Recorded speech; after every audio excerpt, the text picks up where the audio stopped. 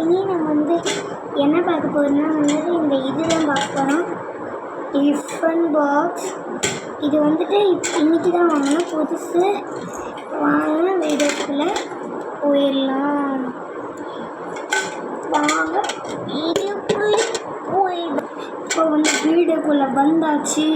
இப்போ இதை வாங்க இதை வந்து இப்போ இது வந்து 2 பக்கம் இருக்கிற மாதிரி இருக்குது. இல்லை ஸ்நாக்ஸ் கூட ஒன்று வச்சுருக்கேன். ஏன்னா இங்கே பாருங்கள் 3 இருக்குது. இதில் வந்து